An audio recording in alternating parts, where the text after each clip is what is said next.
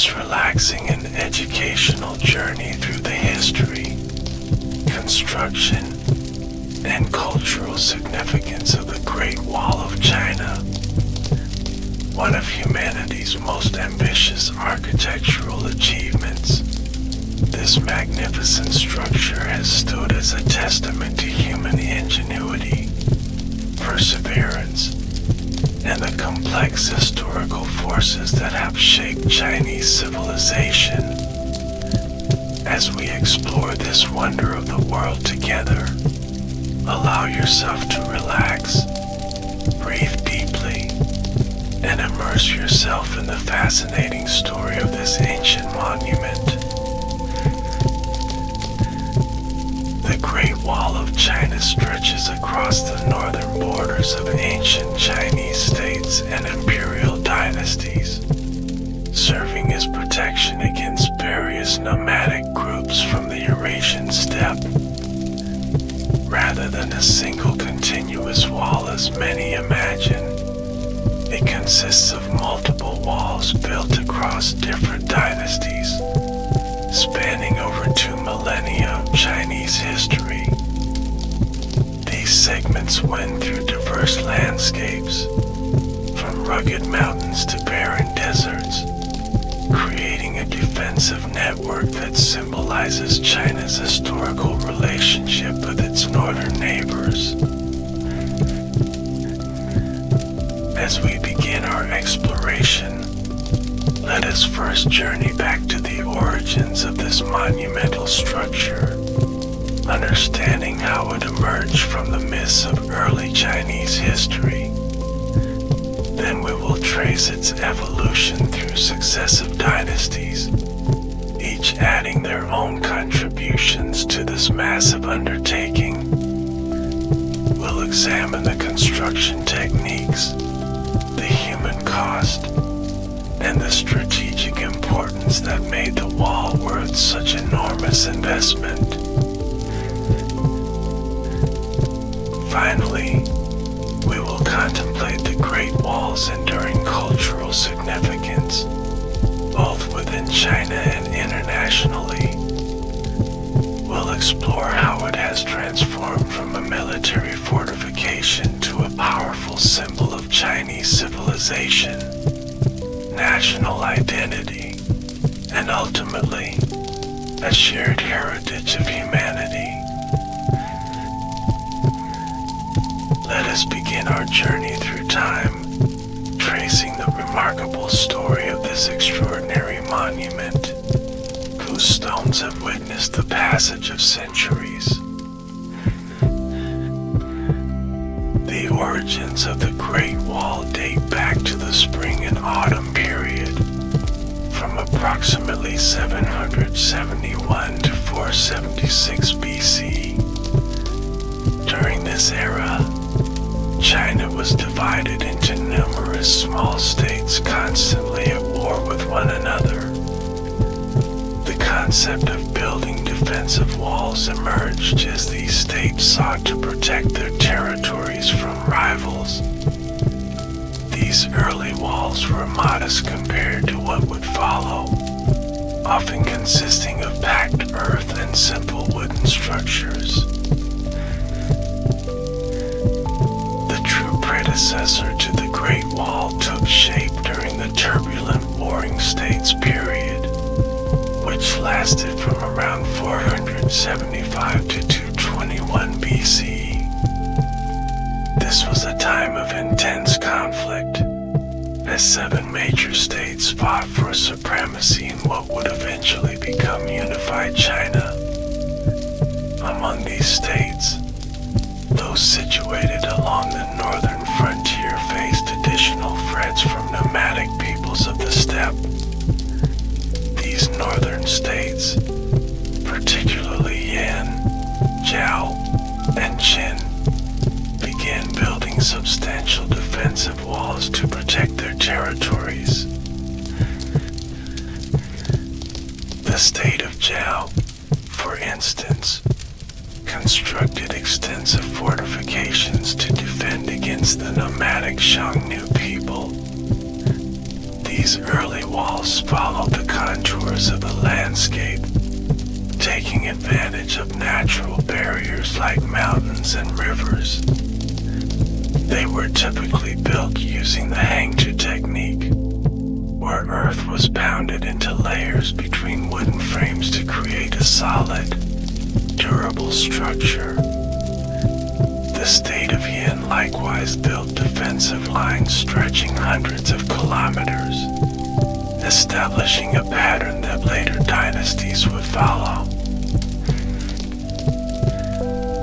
During this period, wall building became an essential strategy for territorial control.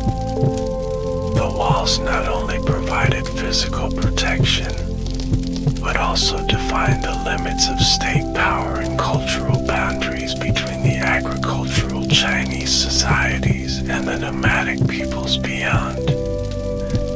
These separate defensive systems, built by independent states, would eventually form the foundation for a more unified defensive network.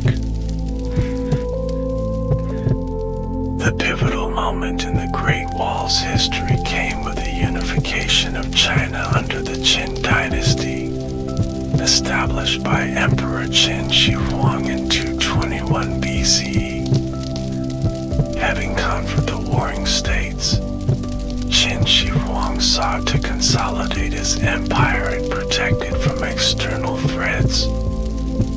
He ordered the connection of the existing northern walls into a unified defensive system, creating what is often considered the first true Great Wall.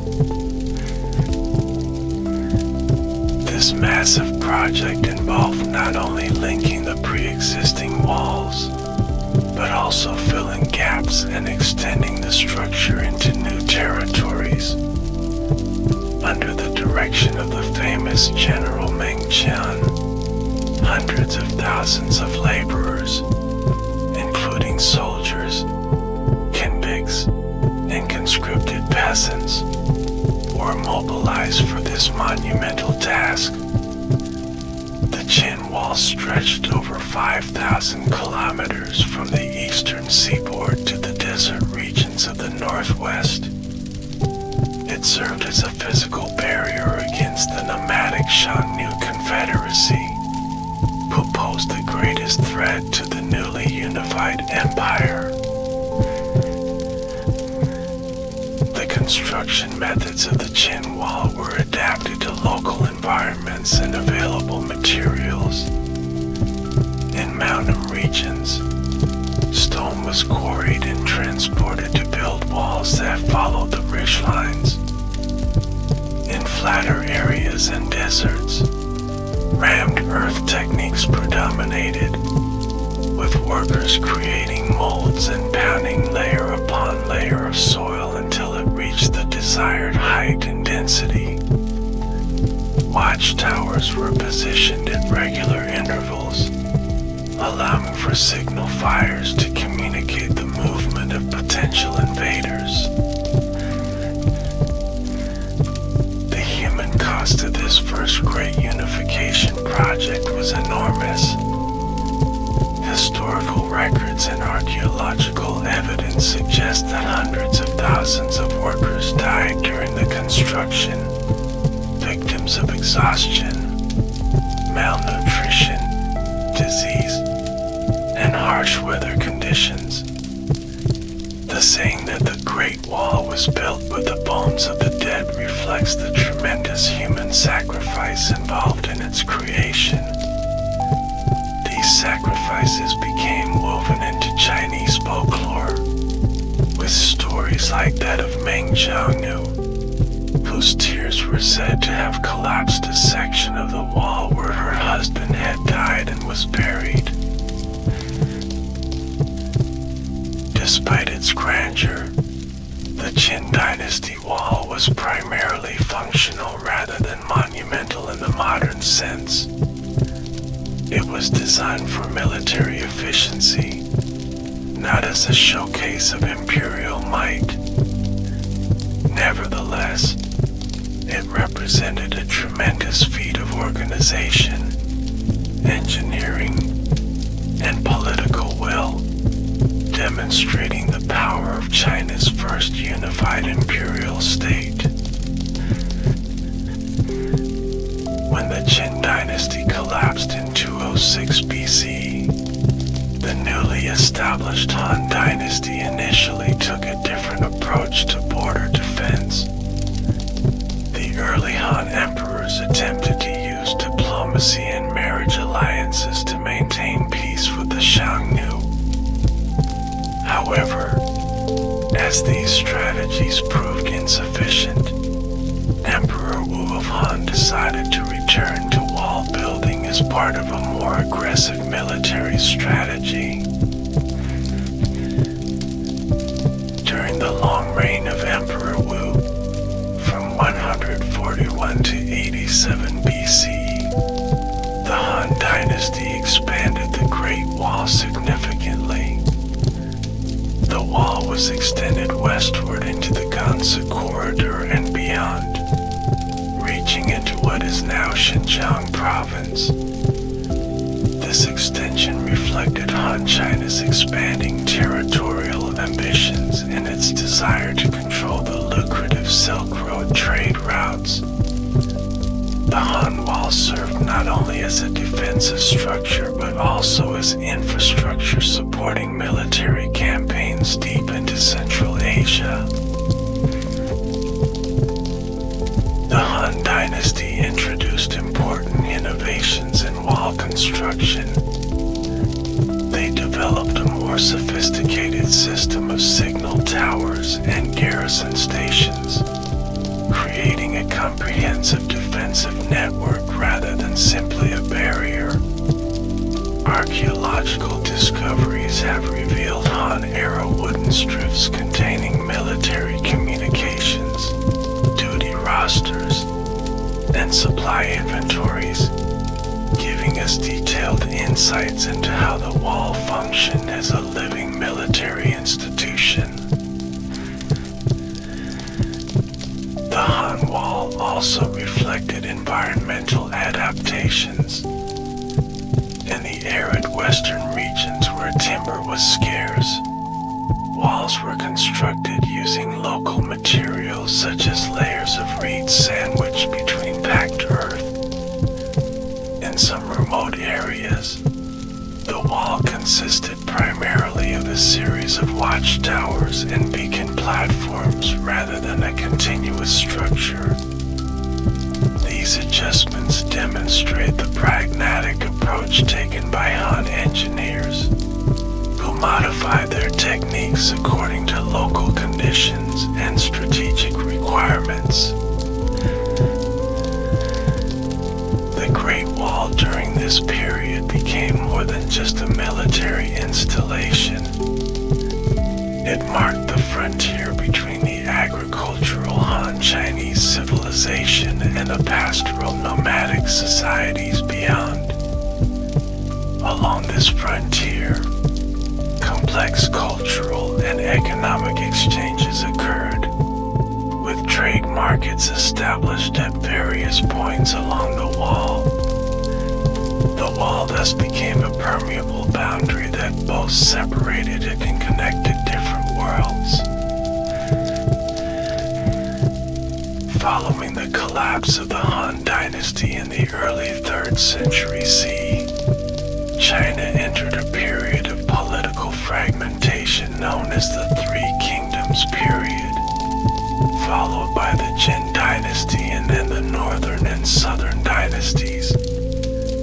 During these centuries of division, wall building continued, but on a more localized scale.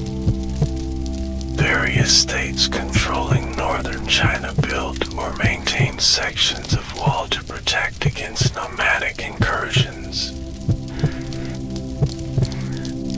The Northern Wei dynasty, established by the Tuoba clan of the Shanbei people, was particularly active in wall construction during the 5th and 6th centuries. Ironically, this dynasty dynasty was founded by people of nomadic origin who had adopted Chinese customs and institutions. Their wall-building efforts represented an attempt to defend against other nomadic groups and to define their territory as a Chinese-style state. When China was reunified under the Soothe dynasty in 581 CE, followed by the Tang dynasty in 618, wall construction initially received less emphasis. The Tang dynasty, representing a high point of Chinese imperial power, pursued an expansionist foreign policy that extended Chinese control far beyond the traditional wall lines. During this period, the wall was maintained in some areas but was not significantly expanded. However, after the Enlushan rebellion weakened the Tang state in the mid-8th century, defensive walls again became more important. The later Tang emperors and the subsequent 5 dynasties period saw renewed interest in maintaining and strengthening border fortifications. This pattern of waxing and waning attention to the Great Wall would continue throughout Chinese history, with stronger dynasties often focusing less on wall building and weaker ones investing more heavily in these defensive structures. The Song dynasty, which ruled from 960 to 1279, faced significant military pressure from northern peoples, particularly the Khitan Liao dynasty and later the Jurchenjin dynasty. Despite maintaining and repairing sections of the existing wall, the Song ultimately lost control of northern China, retreating to the south where natural barriers like the Yangtze River provided defense. The most dramatic shift came with the Mongol conquest of China and the establishment of the Yuan dynasty by Kublai Khan in 1271. For the first and only time, all of China came under the rule of a people from beyond the wall, with the Mongols controlling territories on both sides of the Great Wall. The structure temporarily lost its defensive significance, and many sections fell into disrepair. This interlude ended with the fall of the Yuan dynasty and the rise of the Ming dynasty in 1368. The Ming period would prove to be the most significant era in the Great Wall's history, producing the magnificent structure that most visitors see today. The Ming dynasty, established by the rebel leader Zhu Yuanzhang, who became the Hongwu emperor, inherited a China that had been under foreign rule for nearly a century. Determined to prevent another nomadic conquest, the Ming rulers embarked on the most ambitious wall-building program in Chinese history. This massive undertaking would span more than 200 years and produce the iconic stone and brick structure that is recognized worldwide today. Initial Ming wall construction began under the Hongwu Emperor and continued under his successor, the Yama Emperor. However, the most intensive period of construction occurred during the mid-Ming period, particularly in the 15th and 16th centuries. This burst of activity was prompted by renewed threats from Mongol groups and the need to secure China's northern frontier. The Ming Wall differed significantly from its predecessors in both scale and sophistication. walls had primarily used rammed earth techniques, but the Ming builders faced their walls with massive bricks and stone blocks, creating a more durable and impressive structure. The wall was made wider and higher than previous versions, with some sections reaching heights of 7 to 8 meters and width sufficient for several horses to ride abreast along the top. The engineering achievements of the Ming wall builders were remarkable.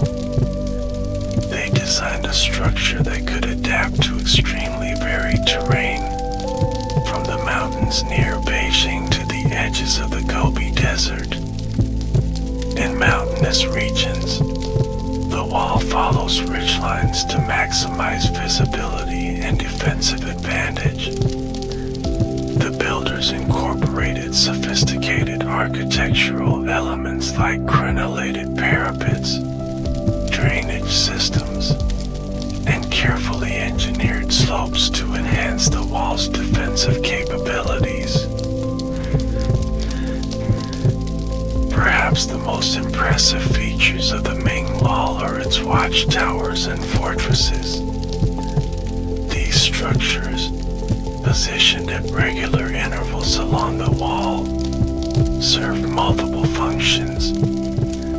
They provided accommodation for garrison troops, stored weapons and supplies, and enabled communication through signal fires, smoke, or flags. Major passes through the wall were defended by massive fortresses with multiple courtyards, gates, and towers, designed to trap attacking forces in kill zones if they breached the outer defenses. The construction process for the Ming Wall was highly organized. Labor was mobilized through a combination of professional soldiers, conscripted peasants, and convicted criminals. Historical records indicate that millions of workers participated in the construction over the centuries of Ming rule. Local materials were used whenever possible to reduce transportation costs, with quarries established near construction sites. Bricks used in the wall were often marked with the names of the officials responsible for their production and the work units that made them. This system created accountability and allowed quality control. Some bricks also bear dates and inscriptions that have helped modern archaeologists understand the chronology of construction. The bricks were bonded with a mortar made from lime and sticky rice, creating an incredibly strong composite material that has weathered the centuries remarkably well. The Ming Wall was not just a physical barrier, but part of a comprehensive defensive system. It was integrated with natural obstacles like mountains and rivers, and complemented by a network of military garrisons. The Ming established a specialized border defense army, with units responsible for specific sections of the wall. They developed an early warning system using fire and smoke signals that could rapidly communicate information about enemy movements along the frontier.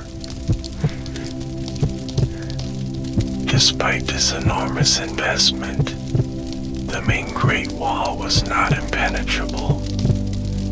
Mongol raiders frequently managed to circumvent the wall at weak points or through bribery of guards. However, the wall effectively prevented large-scale invasions with horses and wagons, forcing enemies to travel in smaller groups that could be more easily managed. as impressive as the Ming Wall was from an engineering perspective, it represented a tremendous economic burden on the dynasty. The resources poured into wall construction and maintenance strained the imperial treasury and diverted manpower from productive agricultural work. Some historians have suggested that this financial drain contributed to the Ming dynasty's eventual decline, illustrating the complex relationship between security concerns and economic sustainability. By the late Ming period, the dynasty was weakening due to internal corruption, peasant rebellions, and economic problems. In a historical irony, the final blow to the Ming came not from the northern nomads against whom the wall was built, but from the Manchus who entered through the eastern pass of Shanhaiguan. This occurred not through a military breach, but because a Ming general opened the gates to the Manchus, inviting them to help suppress a peasant rebellion. With the establishment of the Qing dynasty by the Manchus in 1644, the Great Wall entered a new phase in its history. Like the Mongols before them, the Manchus were a people from beyond the wall who now controlled territories on both sides. As the Qing expanded their empire northward into Mongolia and westward into Xinjiang, the traditional boundary marked by the wall became less relevant. During the Qing period, maintenance of the Great Wall declined significantly. While some strategically important sections were repaired and garrisoned, many parts were allowed to deteriorate. Stone and bricks from the wall were often repurposed for local construction projects, accelerating its decay. The wall gradually transformed from a vital military installation to an increasingly neglected historical monument. The decline of the wall continued into the turbulent years of the late 19th and early 20th centuries, as China faced internal rebellions, foreign invasions, and the collapse of the imperial system. During this period, the wall suffered from both neglect and deliberate destruction, with sections demolished to make way for roads, railways, or to reuse the building materials. It was only in the latter half of the 20th century that systematic efforts to preserve the Great Wall began. After the founding of the People's Republic of China in 1949, the wall gradually came to be recognized as a national treasure deserving protection. In 1987, UNESCO designated the Great Wall a World Heritage Site, acknowledging its universal cultural and historical significance. Today, the Great Wall faces new challenges from mass tourism, environmental factors, and development pressures. Conservation efforts focus on balancing accessibility with preservation, ensuring that this monumental structure continues to stand for future generations. These efforts represent the latest chapter in the wall's long history, as it evolves from a military fortification to a protected cultural landmark. The Great Wall's construction techniques varied considerably across different periods and locations, adapting to available materials,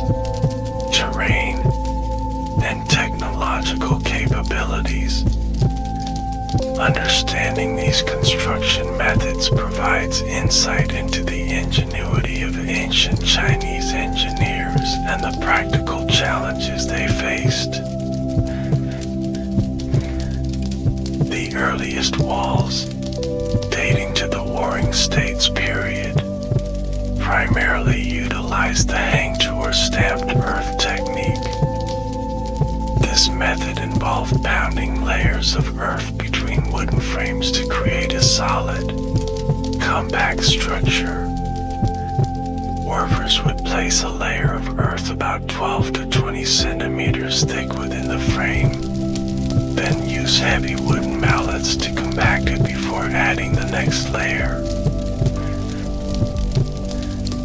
This rammed earth technique created surprisingly durable walls.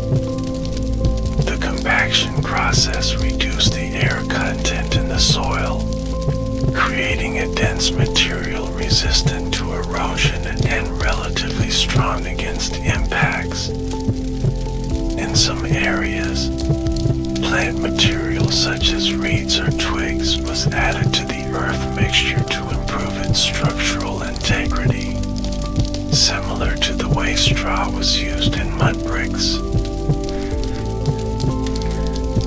The Qin and Han dynasties continued to rely primarily on rammed earth, but with some refinements. They often incorporated gravel and stones into the earth mixture for additional strength. In regions where the soil had poor cohesive properties, builders might add lime or natural plant oils to improve durability. The true revolution in wall construction came during the Ming Dynasty.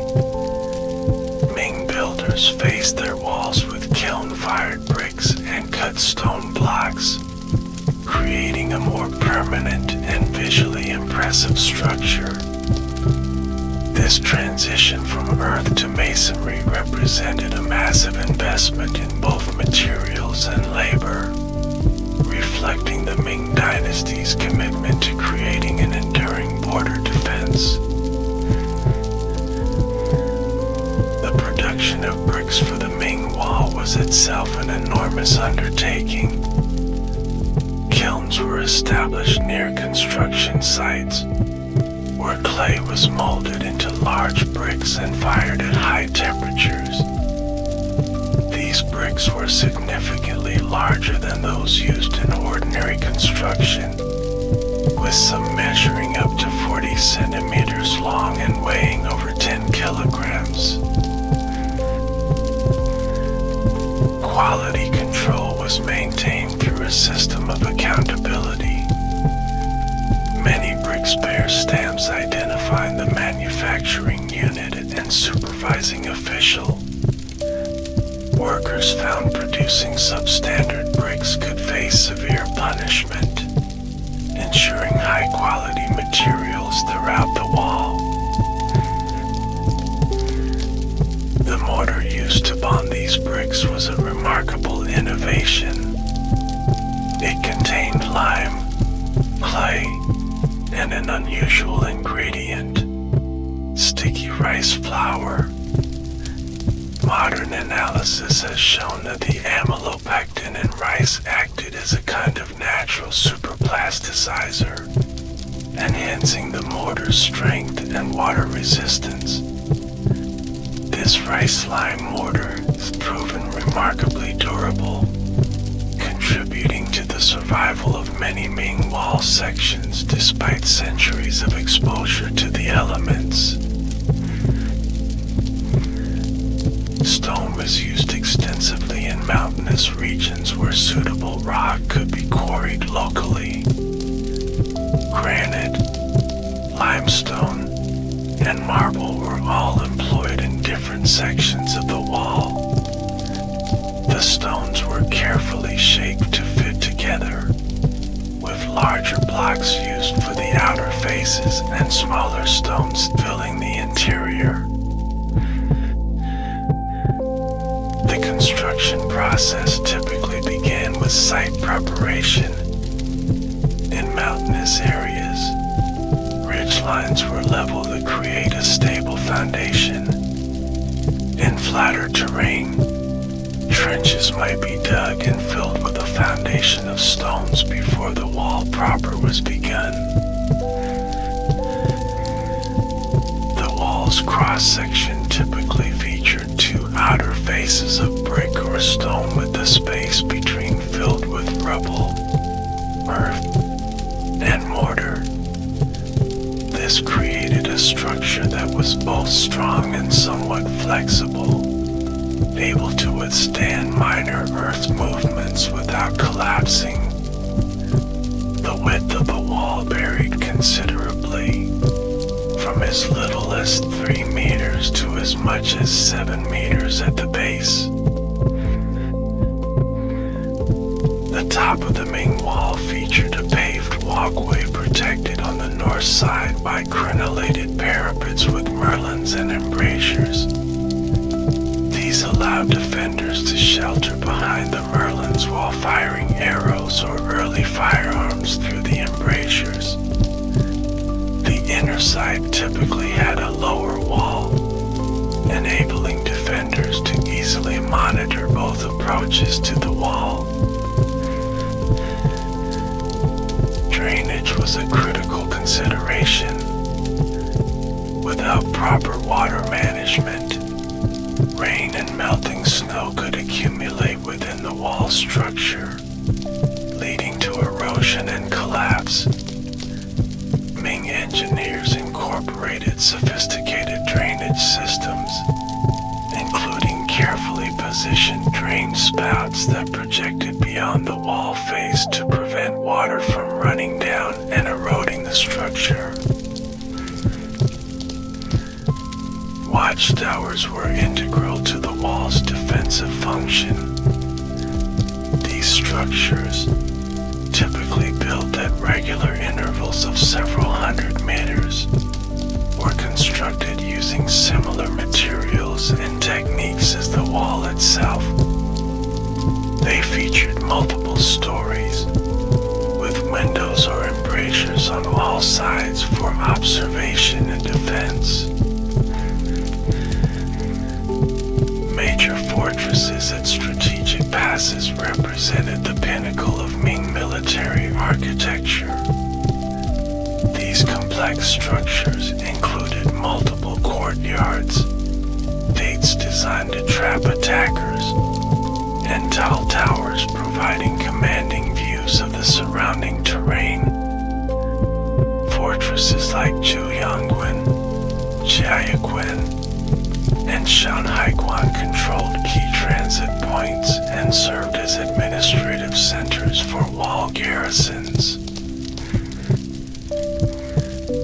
The logistical challenges of wall construction were enormous. Materials had to be transported to remote locations, often through difficult mountain terrain. In some areas, builders created temporary roads and ramps specifically for moving construction materials. In others, they relied on human chains passing materials hand to hand up steep slopes. Water supply was another critical logistical concern. Construction workers and garrison troops needed reliable water sources, leading to the development of wells, cisterns, and water delivery systems at regular intervals along the wall.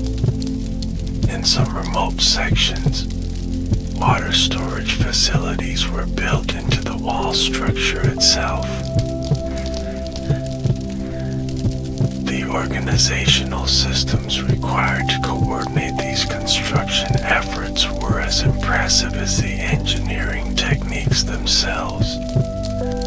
Imperial administrators developed complex systems for mobilizing labor, procuring materials, and ensuring quality control. Work was typically divided among specialized teams responsible for different aspects of construction. from quarrying stone to mixing mortar to setting bricks in place. Labor for wall construction came from various sources throughout Chinese history. During the Qin and early dynasties, much of the work was performed by conscripted peasants and convicted criminals. The Ming relied heavily on professional soldiers for wall construction, supplemented by hired laborers and corvée workers fulfilling tax obligations.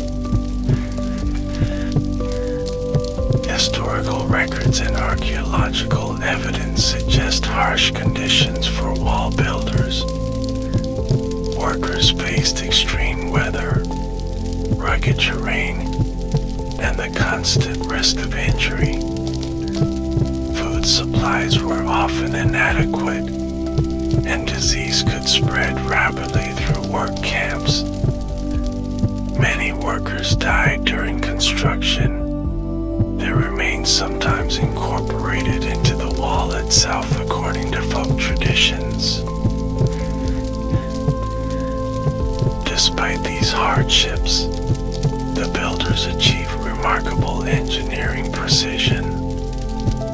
The wall follows optimal defensive lines across extremely varied terrain, maintaining consistent construction quality even in the most remote areas. Modern surveys have revealed sophisticated adaptations to local conditions, such as variations in wall height and thickness based on the defensive needs of specific sections. The construction of the Great Wall also spurred innovation in related fields. Transportation networks were developed to move materials and supplies. Signal systems evolved to enable rapid communication along the frontier. Maps and surveying techniques improved as engineers planned new wall sections across difficult terrain.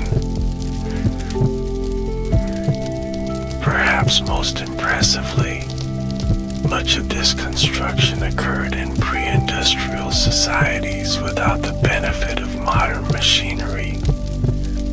The wall was built primarily using human muscle power, simple tools, and ingenious mechanical aids like pulleys and levers. This makes the precision and scale of the structure all the more remarkable as a testament to human determination and creativity. Beyond its physical construction, the Great Wall also represents a monumental organizational achievement. The ability to coordinate resources, labor, and technical knowledge across vast distances and over centuries demonstrates the sophisticated administrative capabilities of Imperial China.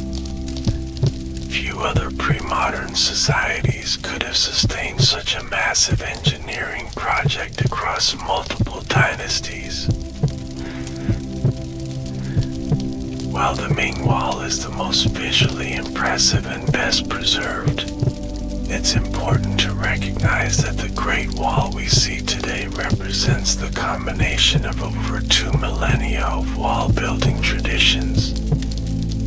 Each dynasty contributed to the evolution of construction techniques, gradually transforming primitive earth ramparts into the sophisticated stone and brick structure that has become an icon of human achievement.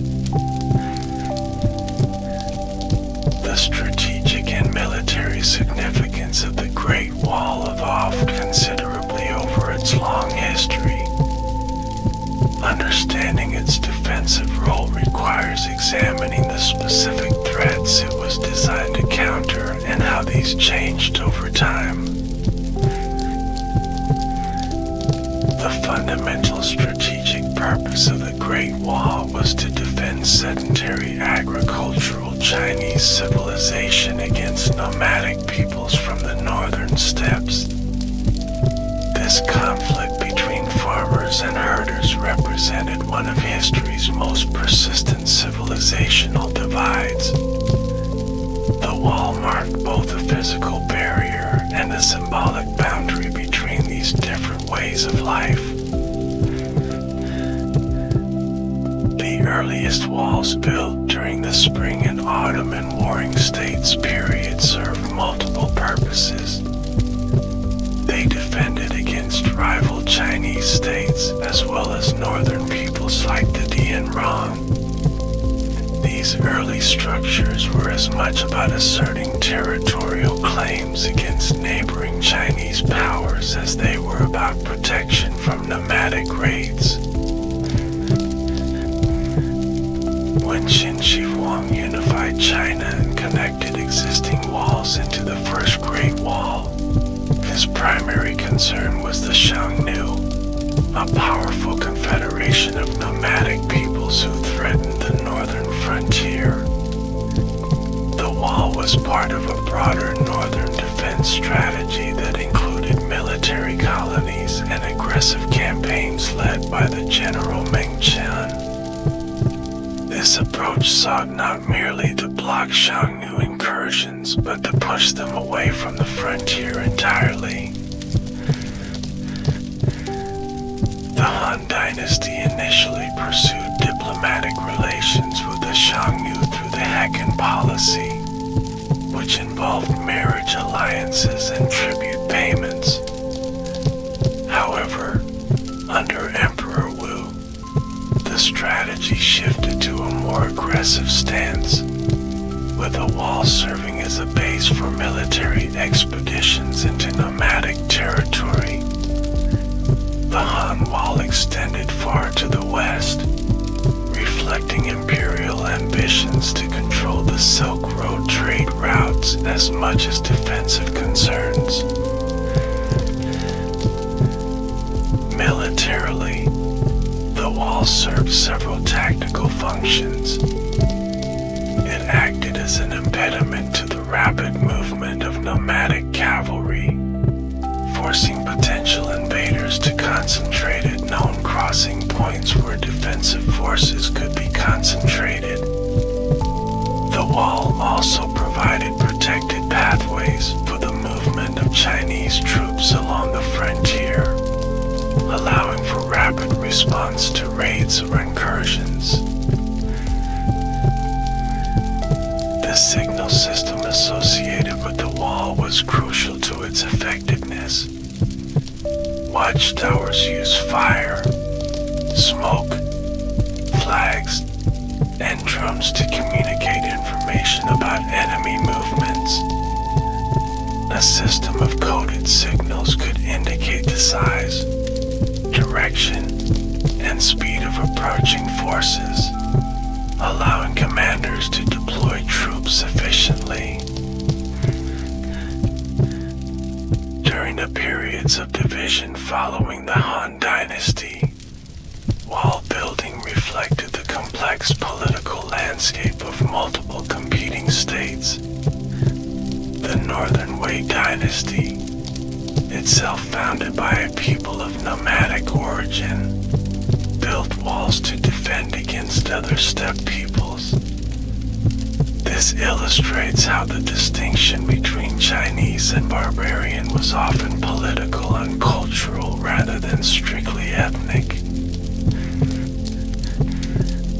The Tang Dynasty, representing the zenith of Chinese imperial power, initially focused less on wall maintenance and more on projecting power into Central Asia.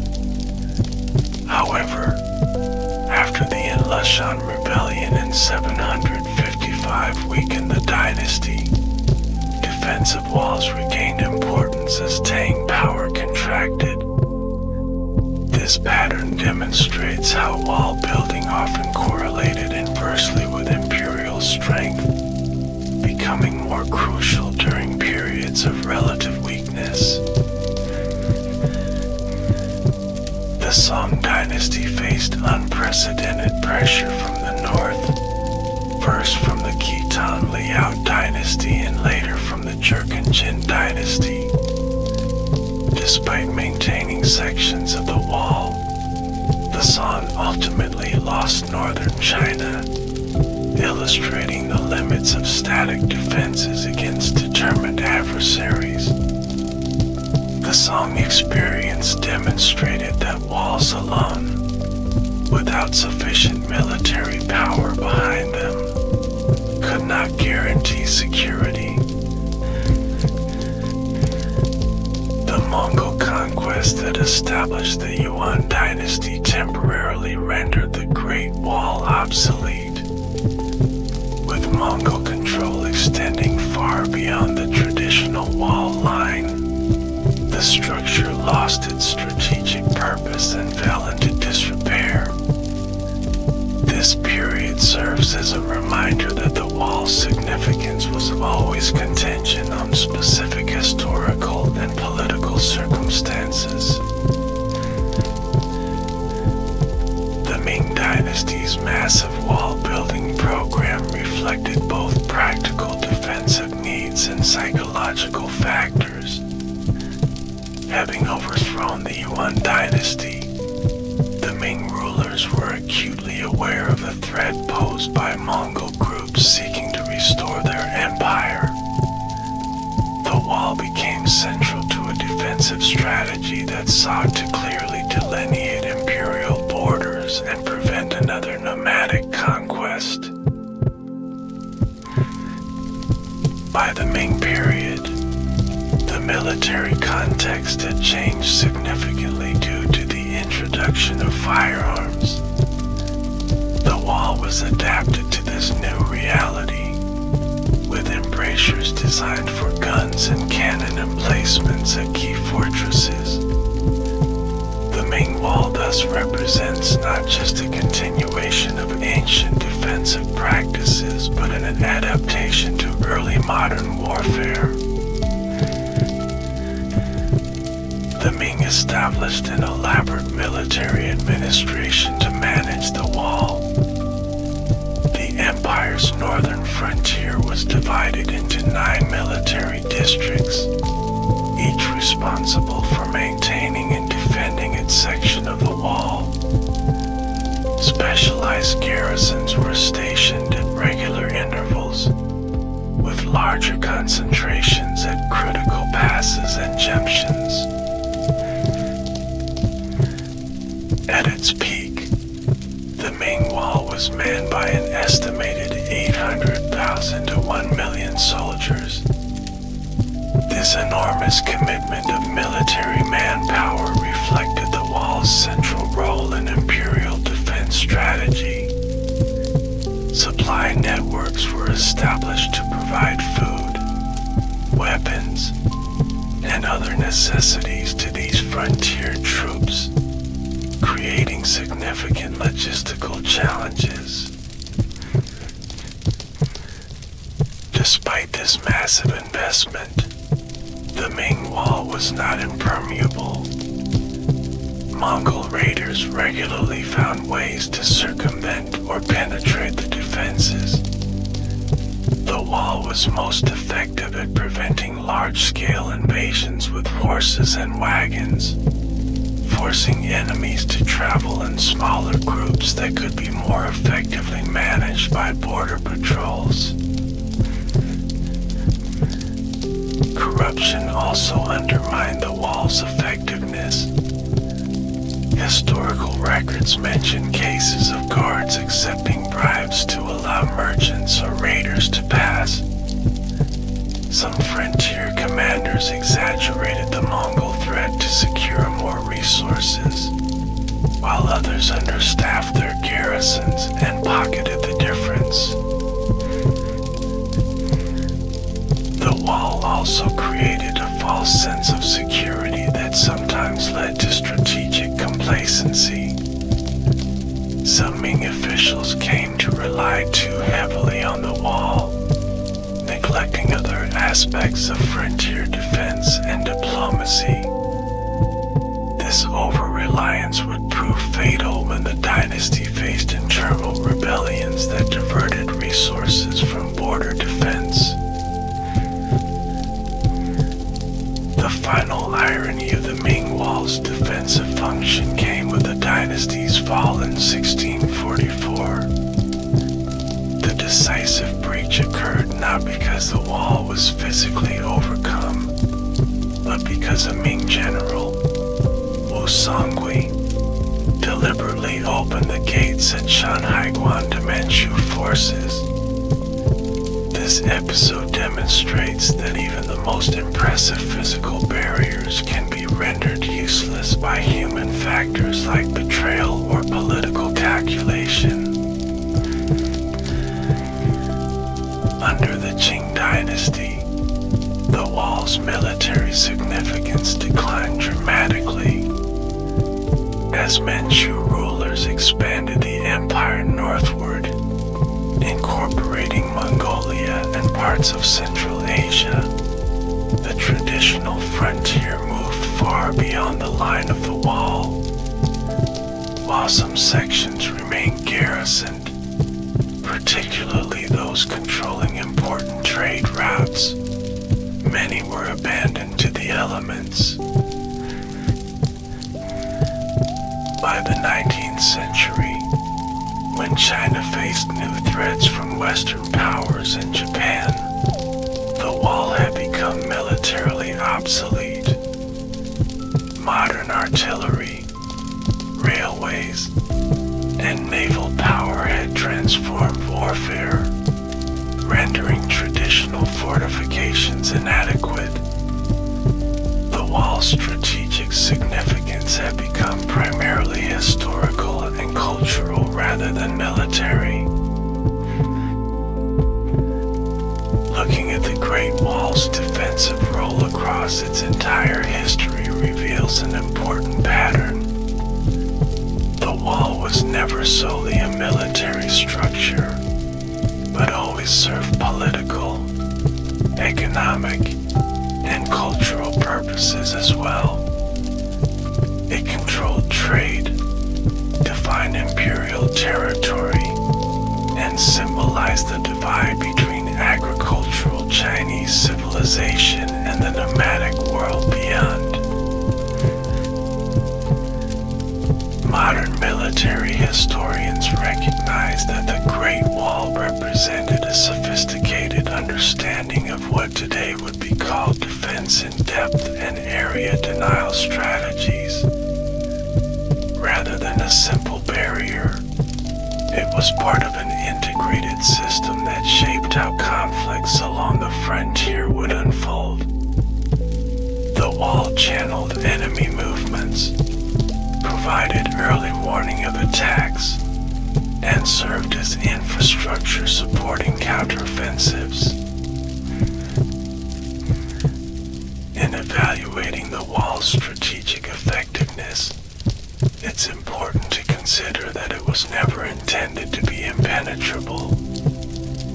Rather, it was designed to increase the difficulty and cost of invasions, giving defenders advantages in time, position, and information. By these measures, it achieved considerable success throughout much of Chinese history, even if it ultimately could not prevent all incursions or dynastic changes. The Great Wall stands as one of history's most ambitious attempts to solve a persistent strategic problem through monumental engineering. Its evolution over more than 2 millennia reflects changing military technologies, political circumstances, and strategic thinking. Even in its ultimate military obsolescence, it provides valuable insights into how pre-modern states conceived of territorial defense and frontier management. Beyond its military function, the Great Wall has always held profound cultural significance for China and later for the entire world. These cultural dimensions dimensions are as important as its physical structure in understanding why the wall continues to captivate global imagination. In traditional Chinese thought, the Great Wall embodied fundamental concepts about the relationship between civilization and wilderness.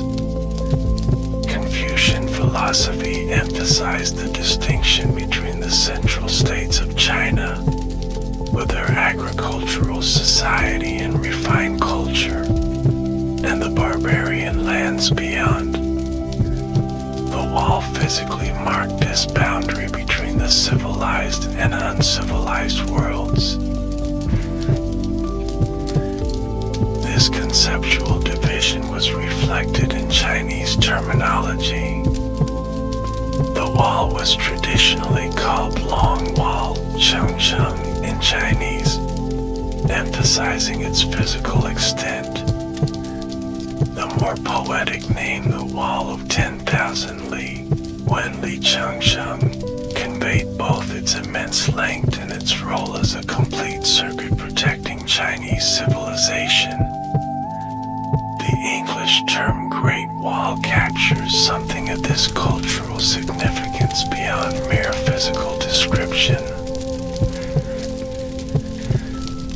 Imperial cosmology also influenced perceptions of the wall. The Chinese emperor was considered the son of heaven, ruling all under heaven, Jiangxia. In this worldview, the wall helped define the spatial limits of heavenly mandate, separating the directly ruled interior from the outer regions where imperial influence gradually diminished. Throughout Chinese history, the wall became associated with human sacrifice and suffering.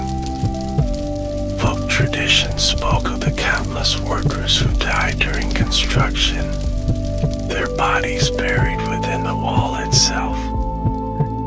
The story of Meng Jiangnu, whose tears collapsed the wall where her husband had died, became one of China's most enduring legends, symbolizing both personal tragedy and resistance against imperial power. Chinese literature and art frequently feature the wall as a setting or symbol. Poetry written by soldiers stationed at frontier garrisons captured the loneliness and hardship of wall duty. These poems, expressing homesickness and describing the harsh landscape, became an important subgenre of Chinese literature. One of the most famous wall poems was written by the Tang Dynasty poet Wang Zuan. His adherent tower includes the lines, "Beyond the mountain passes of the Great Wall, the yellow river flows into the sea." This imagery connected the wall to China's natural geography and evoked the vastness of imperial territory. Classical landscape painting often depicted the wall winding through mountains, emphasizing how it harmonized with and complemented the natural environment. These artistic representations reinforced the wall's status as both a human achievement and a feature that seemed almost an organic part of the Chinese landscape. During periods when China was ruled by non-Han dynasties like the Yuan, Mongol, and Qing, Manchu, the wall took on complex and sometimes contradictory meanings. For Han Chinese, it could represent nostalgia for past dynasties and resistance to foreign rule. For the conquering peoples, maintaining sections of the wall demonstrated their adoption of Chinese imperial traditions and legitimized their rule. The wall's cultural significance shifted dramatically in the modern era. During the late Qing dynasty and Republican period, as China confronted Western imperialism and internal weakness, the wall began to emerge as a national symbol. It represented China's historical greatness and technological achievement at a time when national confidence was severely tested. This nationalizing of the wall accelerated after the founding of the People's Republic of China in 1949. Chairman Mao Zedong's famous quote that he who has not climbed the Great Wall is not a true man helped establish the structure as an essential symbol of Chinese identity and pride. The wall appeared on postage stamps, currency, and propaganda posters, becoming an instantly recognizable emblem of China. The Chinese government's approach to the wall evolved from the revolutionary period, when it was sometimes viewed as a feudal relic, to the reform era when it became a key heritage site and tourist attraction. This shift reflected broader changes in China's relationship with its imperial past, moving from rejection towards selective embrace of traditional culture. In 1984, Deng Xiaoping declared, "Love our China, restore our Great Wall." This statement launched a major restoration campaign and signaled the wall's importance to China's modern national identity. The battling section near Beijing was extensively renovated to become a showcase for international visitors, highlighting China's historical achievements. As China opened to international tourism, the wall quickly became the country's most iconic attraction. For many foreign visitors, climbing the Great Wall represents not just seeing a historical site but experiencing China itself.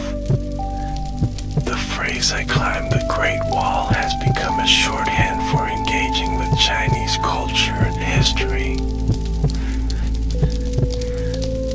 The international fame of the Great Wall was boosted by several persistent myths, the most famous being that it is visible from space or from the moon. Though scientifically disproven, this myth reinforced the wall's status as a human achievement of cosmic significance. It became a measure by which other great construction projects were judged.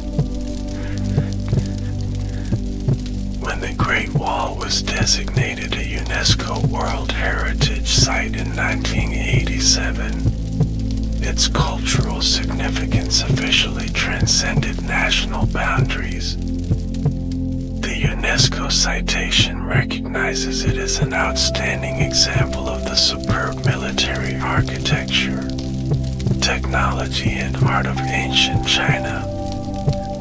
This international recognition reinforced its status as part of humanity's shared heritage. President Richard Nixon's visit to the Great Wall during his historic 1972 trip to China created powerful imagery of diplomatic reconciliation. His comment that this is a great wall and it had to be built by a great people helped establish a pattern wherein foreign dignitaries visiting China would almost invariably tour the wall. These diplomatic visits reinforced the structure's role as a symbol of China's engagement with the world. In contemporary China, the Great Wall serves multiple symbolic functions. It represents historical continuity, linking modern China to its imperial past. symbolizes national unity, spanning diverse regions and binding them together. And it embodies the Chinese people's capacity for collective achievement through persistent effort. The wall has also become central to China's tourism industry and international cultural diplomacy. Images of the wall feature prominently in promotional materials, and millions of domestic and international tourists visit annually.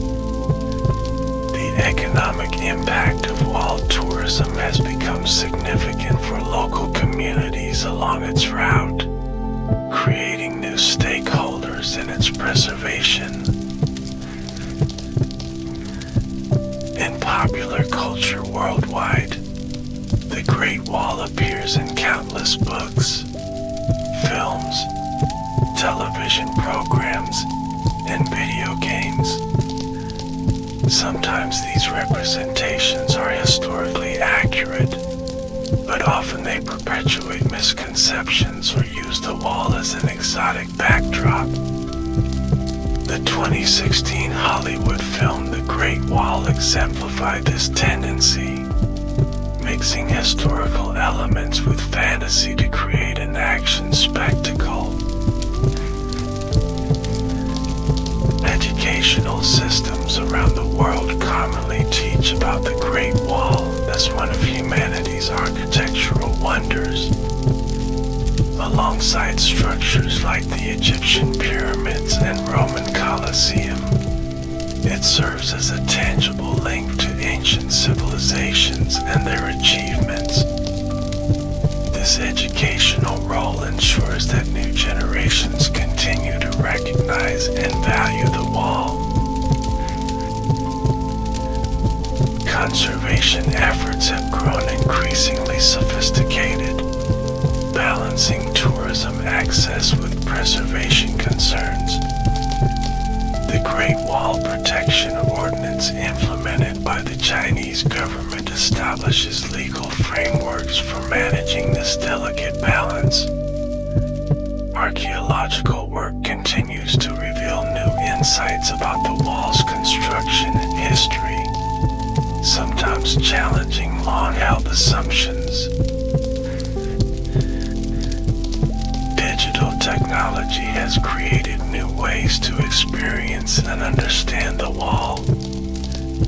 Virtual reality recreations, detailed online maps, and drone footage of remote sections allow people worldwide to explore parts of the wall that were previously inaccessible. These technologies also aid in conservation by documenting the structure's current condition and monitoring changes over time. Climate change poses new threats to the wall's preservation. Increased rainfall, temperature fluctuations, and extreme weather events accelerate erosion and structural damage. Conservation scientists are developing adaptive strategies to address these challenges, recognizing that protecting the wall requires addressing broader environmental concerns.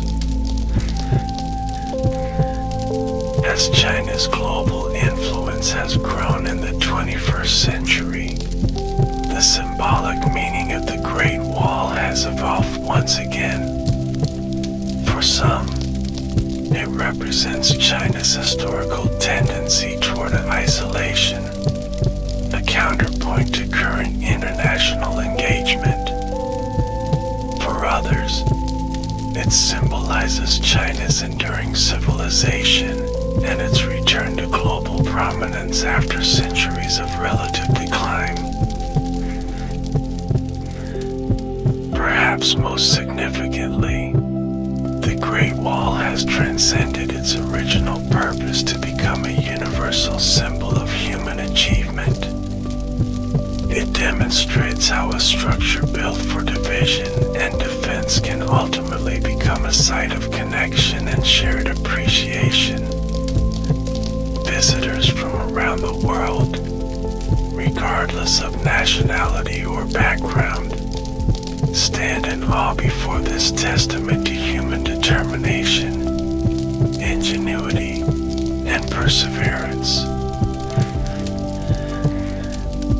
The Great Wall exemplifies how cultural heritage can evolve in meaning over time. From a military fortification to a national symbol to a World Heritage Site, its significance has continuously transformed while the physical structure itself slowly weathers. This evolution reminds us that great monuments derive their ultimate meaning not just from their builders' intentions, but from how subsequent generations interpret and value them. The human stories associated with the Great Wall have contributed significantly to its cultural resonance.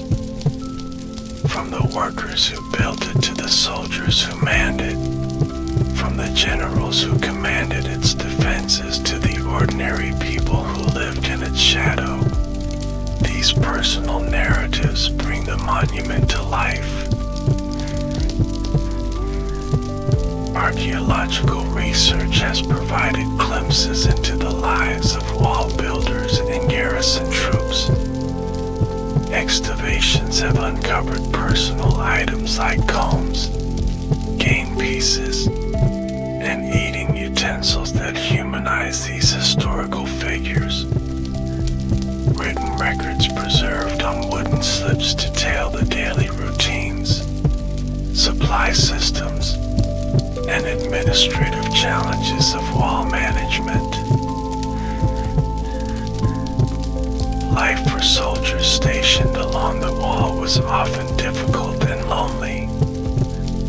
Historical records describe harsh weather conditions, limited supplies, and the constant threat of attack. Many were posted far from home for years at a time, leading to the profound homesickness expressed in frontier poetry. The wall also significantly impacted civilian communities. Towns and villages grew around major wall fortresses, becoming centers of trade and cultural exchange. These frontier settlements developed unique characteristics, blending Chinese traditions with influences from beyond the wall. Today, local communities along the Great Wall continue this living relationship with the monument. For these residents, the wall is not just a historical artifact, but part of their everyday landscape and livelihood. Their stories and perspectives add important dimensions to our understanding of the wall's ongoing cultural significance. As we look to the future, the Great Wall faces both challenges and opportunities, balancing preservation with accessibility, managing tourism impacts, and adapting to climate change will require ongoing commitment and innovation. Yet these challenges also create opportunities for new research, education, and international cooperation. The wall's greatest value may lie in what it teaches us about human achievement and limitation.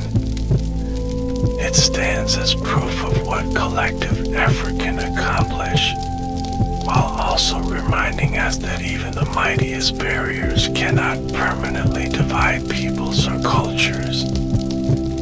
This dual lesson makes the Great Wall not just a monument to China's past, but a symbol with universal relevance for humanity's shared future. Now let us delve deeper into the various periods of wall construction throughout Chinese history. examining how each dynasty approached this massive undertaking. The earliest defensive walls in northern China date back to the Western Zhou period, 1046 to 771 BCE.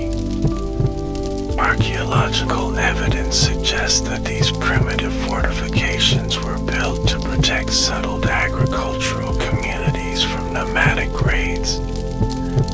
These early walls were simple earthworks, perhaps reinforced with wooden palisades, but they established a pattern that would develop over subsequent centuries. During the spring and autumn period, 771 to 476 BCE, as the Zhou royal authority declined and regional states gained power, wall building increased significantly. States constructed walls not only against external threats but also against each other. The Zhenshou Chronicle, an ancient text covering this period, mentions numerous instances of wall construction and military actions involving walls. The subsequent Warring States period, 475 to 221 BCE, saw even more intensive wall building. The seven major competing states, Qin, Shu, Yan, Han, Zhao, Wei, and Qi, all constructed defensive perimeters. States with northern borders facing nomadic peoples built particularly extensive fortifications.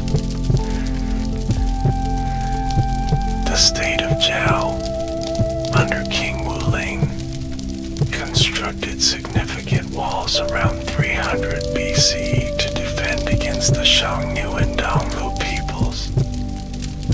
The state of Yan built a defensive line that ran through what is now Hebei province, setting a precedent for later northern frontier walls. The Qin state, which would eventually conquer all others, built walls along its northern frontier that later became incorporated into the unified wall system. These warring states' walls served both military and political purposes. They protected territory, defined borders, and symbolized state power. The technology of wall construction advanced during this period, with more sophisticated tamping techniques creating stronger earthen structures. When Qin Shi Huang unified China in 221 BCE, establishing himself as the first emperor, he inherited these various wall systems.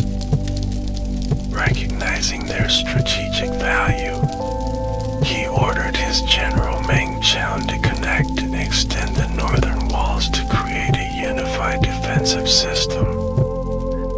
This project, carried out between approximately 220 and 206 BCE, represents the first true Great Wall in the sense of a coordinated, empire-wide defensive structure. The Qin Wall project was remarkable for its scale and the speed of its execution. Historical records suggest that hundreds of thousands of laborers were mobilized, including soldiers, convicts, and conscripted peasants. The Qin Wall ran from Lintao in modern Gansu province in the west to Liaodong, near the Korean peninsula in the east, spanning over 5,000 kilometers. While impressive, the Qin Wall was primarily functional rather than monumental. It consisted mainly of rammed earth, taking advantage of local materials and existing terrain features. In mountainous areas, it often followed ridgelines, while in flatter regions it was usually accompanied by a ditch to increase its defensive value. The human cost of the Qin Wall was substantial. Traditional histories record that many workers died from exhaustion, malnutrition, and exposure to harsh weather conditions. These accounts contributed to the negative historical assessment of Qin Shi Huang, who is often portrayed as a tyrannical ruler whose massive projects, including the wall and his enormous tomb guarded by the terracotta army, imposed terrible suffering on his subjects. When the Han Dynasty replaced the short-lived Qin in 206 BCE, it inherited both a unified empire and its defensive perimeter. The early Han rulers maintained sections of the Qin Wall but initially emphasized diplomatic approaches to relations with the Xiongnu. The Hekan policy, established by Emperor Gazu, involved sending Chinese princesses as brides to Xiongnu leaders, along with gifts and trade privileges. This relatively peaceful approach changed dramatically during the reign of Emperor Wu, 141 to 87 BCE. Adopting a more aggressive stance, he launched military campaigns against the Xiongnu and greatly expanded the wall system. The Han Wall pushed further west than its Qin predecessor, extending into the Gobi Desert and the Tarim Basin. The Han expansion reflected not just defensive concerns but imperial ambitions to control the Silk Road trade routes connecting China to Central Asia and beyond. Wall fortifications protected these valuable commercial arteries and the agricultural colonies established to support them. The Han Wall thus served economic as well as military purposes. Archaeological discoveries have provided fascinating insights into life along the Han frontier wall.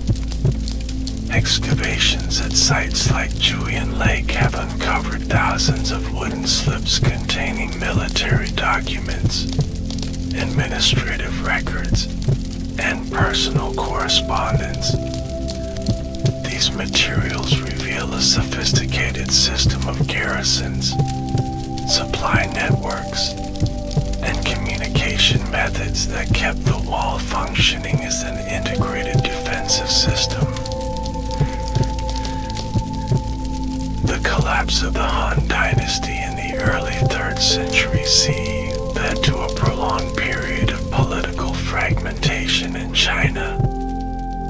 During the Three Kingdoms period and the subsequent Qin Dynasty and Northern and Southern Dynasties period, wall building continued but was less coordinated than during unified imperial rule. Various states controlling northern China maintained and extended sections of wall according to their specific defensive needs. The Northern Wei Dynasty, founded by the Tuoba clan of the Shanbei people, was particularly active in wall construction. Despite being of nomadic origin themselves, the Northern Wei rulers adopted Chinese political institutions and built extensive walls to defend against other steppe peoples. This illustrates the complex cultural dynamics of the frontier, where Chinese and barbarian identities were fluid rather than fixed. When China was reunified Sui dynasty 581 to 618 CE, followed by the Tang dynasty 618 to 907 CE. The approach to northern defense initially shifted away from wall building. The early Tang dynasty, at the height of its power, established a far-flung system of protectorates and military colonies that extended imperial control deep into Central Asia. With Tang power projected far beyond the traditional wall line, the structure temporarily lost much of its strategic importance. However, after the Enlushan Rebellion, 755 to 763, severely weakened the Tang state, the dynasty gradually retreated from its overextended frontiers. As Tang power contracted, defensive walls again became more significant. Later Tang emperors repaired and maintained wall sections to protect the reduced territory from increasing pressure from Tibetan, Uyghur, and other peoples. The 5 dynasties and 10 kingdoms period, 907 to 979, saw continued wall maintenance by the successive short-lived dynasties that controlled northern China. When the Song dynasty, 960-1279, reunified most of China, it faced formidable northern adversaries in the Khitan Liao dynasty and later the Jurchen dynasty. The Song maintained sections of the existing wall but ultimately proved unable to prevent the loss of northern China to these powerful neighbors. The most dramatic shift in the Great Wall's history came with the Mongol conquest of China and the establishment of the Yuan dynasty, 1271 to 1368. Under Mongol rule, the wall lost most of its strategic significance since the rulers controlled vast territories on both sides. Many sections fell into disrepair during this period as resources were directed elsewhere. The Ming Dynasty, 1368 to 1644, represents the apotheosis of Chinese wall building. Following the overthrow of Mongol rule, the Ming rulers faced ongoing threats from Mongol groups seeking to restore the Yuan dynasty.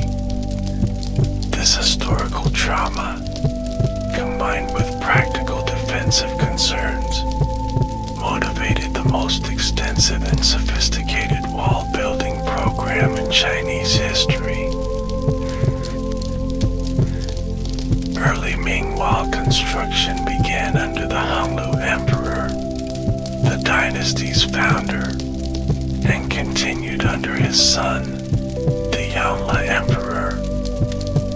However, the most intensive period of construction occurred during the mid-Ming period, particularly in the 15th and 16th centuries. This massive effort transformed what had previously been primarily earthen ramparts into the magnificent stone and brick structure familiar to modern visitors. The Ming Wall differed from its predecessors not just in materials but in design philosophy. Earlier walls had generally followed a principle of using natural barriers where possible and constructing fortifications primarily at strategic points. The Ming approach was more comprehensive, creating a continuous barrier even in areas where natural defenses might have sufficed. This thoroughness reflected both strategic considerations and symbolic concerns. The wall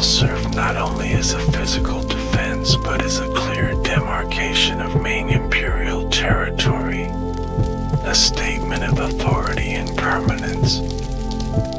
The enormous resources devoted to wall construction, even in remote areas with limited strategic value, demonstrates its importance as an imperial project transcending purely military calculations. The Ming Wall featured numerous technological innovations. The use of kiln-fired bricks provided greater durability than rammed earth. The distinctive crenellated parapets offered protection for defenders while allowing them to observe and fire upon attackers. Sophisticated drainage systems prevented water damage to the structure, extending its lifespan significantly. Watchtowers were positioned to ensure that every section of the wall remained under observation. These towers featured multiple stories with windows on all sides, providing commanding views of the surrounding terrain. The spacing between towers was calculated to allow efficient signal communication using fire, smoke, or flags, creating an early warning system spanning thousands of kilometers. Major fortresses and strategic passes represented the most complex elements of the Ming defensive system. These massive structures, such as Zhuyongwen near Beijing, incorporated principles of defensive architecture like overlapping fields of fire, multiple gates set at angles to each other, and trap zones where attackers could be caught between walls. These fortresses controlled movement through the wall and served as administrative centers for wall garrisons. Despite this enormous investment, the Ming Wall did not prevent all nomadic incursions. Mongol raiders regularly found ways to bypass or penetrate the defenses. However, the wall effectively prevented large-scale invasions with horses and wagons, forcing enemies to travel in smaller groups that could be more effectively managed by Ming border forces. The final chapter of the Great Wall as an active defensive structure came during the late Ming period. As the dynasty weakened due to internal corruption, factional struggles, and peasant rebellions, resources for wall maintenance declined. When the dynasty finally fell in 1644, it was not because the wall was physically breached by invaders, but because a Ming general opened the gates at Shanhaiguan to Manchu forces.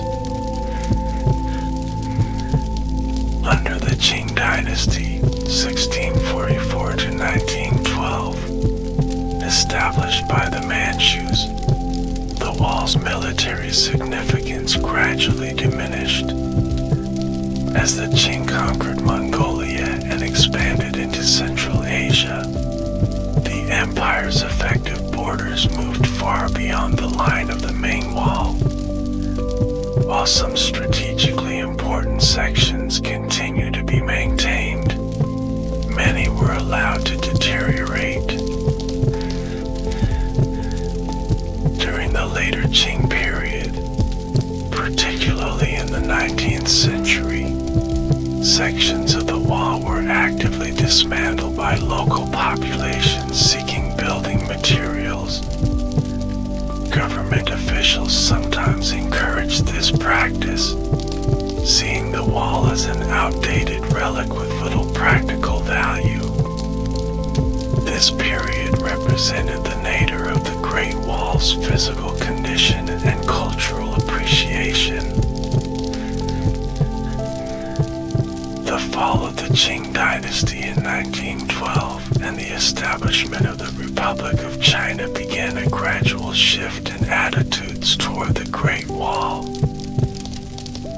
nationalist sentiment led to new appreciation of the wall as a symbol of Chinese civilization and achievement. However, the political turbulence of the early 20th century, including warlord conflicts, the Japanese invasion, and civil war, prevented any systematic conservation efforts. After the founding of the People's Republic of China in 1949, the wall slowly gained recognition as a national treasure deserving protection. Initial attitudes during the revolutionary period were sometimes ambivalent, with the wall occasionally characterized as a feudal relic. However, pragmatic cultural policies eventually prevailed, acknowledging the wall's historical importance and tourism potential. The Reform era, beginning in the late 1970s, saw dramatically increased attention to Great Wall preservation. In 1984, Deng Xiaoping launched a major restoration campaign with his statement, "Love our China, restore our Great Wall." This initiative focused initially on sections near Beijing, particularly Badaling, which was developed as a showcase site for international visitors. The 1987 designation of the Great Wall as a UNESCO World Heritage Site brought international recognition and support for conservation efforts. The UNESCO listing acknowledges the wall as reflecting collision and exchanges between agricultural civilizations and nomadic civilizations in ancient China and praises it as an outstanding example of the superb military architecture, technology, and art of ancient China. This designation helps secure resources and expertise for preservation work. Contemporary conservation approaches have become increasingly sophisticated, moving beyond earlier restoration work that sometimes prioritized tourism appeal over historical authenticity. Modern efforts emphasize scientific research, minimal intervention, and sustainability. Archaeologists, architects, and material scientists collaborate to develop appropriate techniques for stabilizing and preserving different wall sections. The Great Wall Protection Ordinance implemented by the Chinese government establishes legal frameworks for managing the complex balance between conservation, research, and tourism. This regulation prohibits activities that damage the wall, controls development in buffer zones surrounding it, and establishes guidelines for restoration work. Archaeological research continues to reveal new insights about the wall's construction and history. Remote sensing technologies like LiDAR, light detection and ranging, have identified previously undocumented wall sections in remote areas. Carbon dating and materials analysis provide more precise chronologies of different wall components, sometimes challenging traditional historical narratives. Digital technologies have created new opportunities for documentation and virtual access. High-resolution photogrammetry and 3D scanning create detailed digital records of the wall's current condition, allowing for precise monitoring of deterioration and the planning of conservation interventions. virtual and augmented reality applications enable people worldwide to experience sections of the wall that may be physically inaccessible or too fragile for tourism. Tourism management represents one of the greatest challenges in Great Wall conservation. Popular sections like Battling receive millions of visitors annually, creating significant wear and tear on the ancient structure. Conservation authorities are developing strategies to distribute tourism pressure more evenly, promoting less visited sections and implementing visitor capacity controls at the most popular sites. Climate change poses new threats to the wall's preservation. Increased rainfall, more frequent freeze-thaw cycles, and extreme weather events accelerate erosion and structural damage. Conservation scientists are monitoring these impacts and developing adaptation strategies, such as improved drainage systems and more resilient restoration materials. Despite these challenges, the Great Wall today is better protected and more widely appreciated than at any time in the past century. It has completed a remarkable transition from military fortification to cultural icon, embodying China's historical achievements and contributing to national identity. Its status as one of the world's most recognized monuments ensures ongoing interest in its preservation and interpretation. This extraordinary structure, built and rebuilt over more than 2 millennia, continues to evolve in both its physical form and cultural meaning. From its origins as separate defensive walls of competing states to its current status as a global heritage site, the Great Wall remains one of humanity's most remarkable achievements, a testament to the extraordinary capabilities and complex historical journey of Chinese civilization. Let us now explore the relationship between the Great Wall and the diverse peoples it was built to defend against, examining how this massive structure both separated and connected different civilizations. Throughout Chinese history, the relationship between agricultural Han Chinese society and the nomadic peoples of the northern steppes has been characterized by both conflict and exchange. The Great Wall physically embodied this complex relationship, serving as both a barrier and a point of contact between different ways of life. The primary nomadic groups that influenced wall construction varied across different historical periods. During the Warring States and Qin periods, the main threats came from peoples known as the Xiongnu, Donghu, Yueshi, and various Rongindi tribes.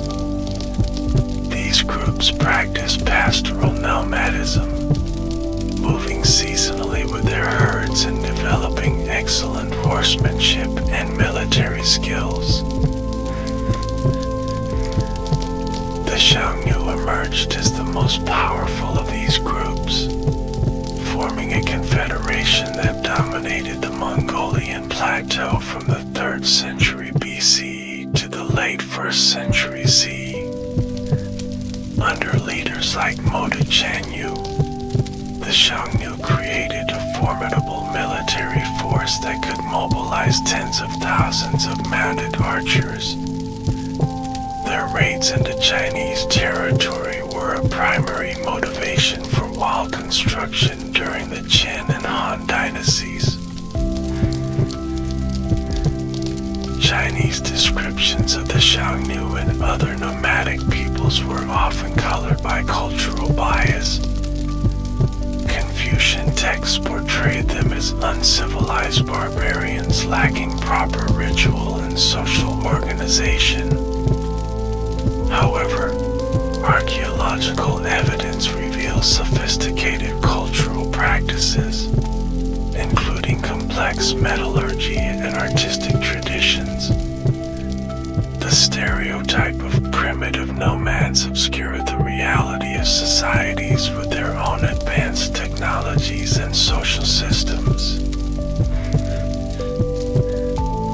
Relations between the Han Dynasty and Xiongnu fluctuated between warfare and diplomacy.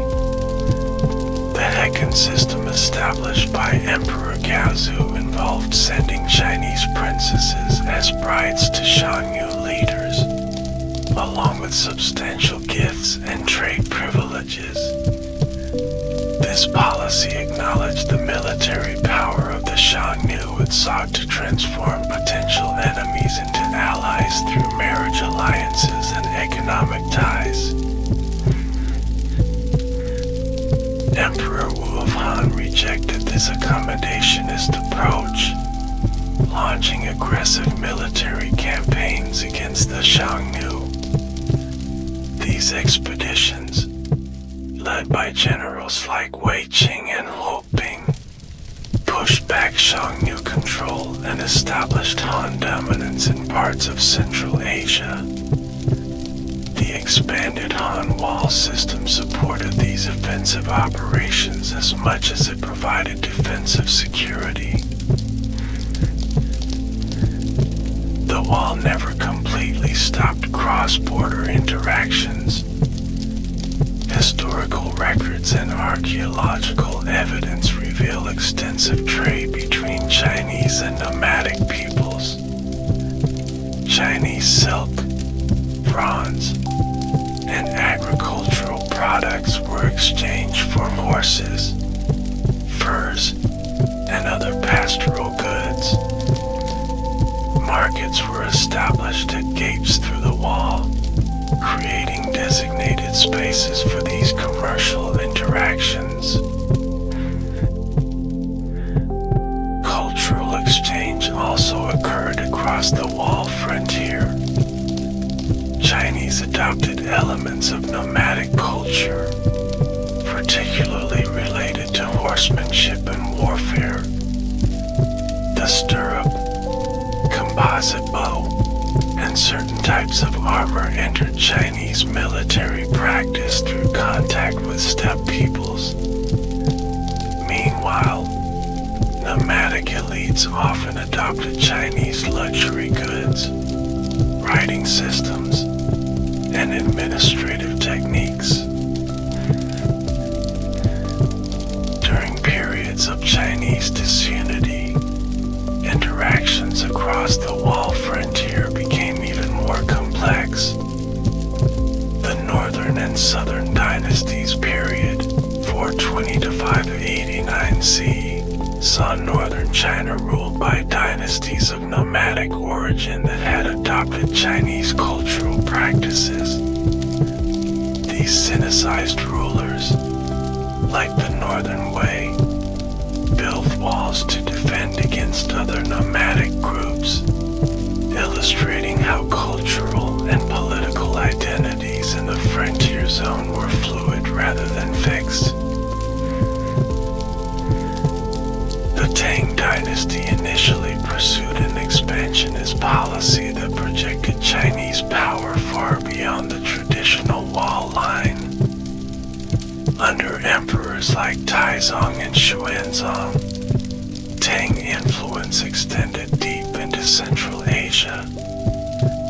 This cosmopolitan dynasty incorporated many elements of steppe culture, from clothing styles to music, creating a blended culture that transcended the traditional divides symbolized by the wall.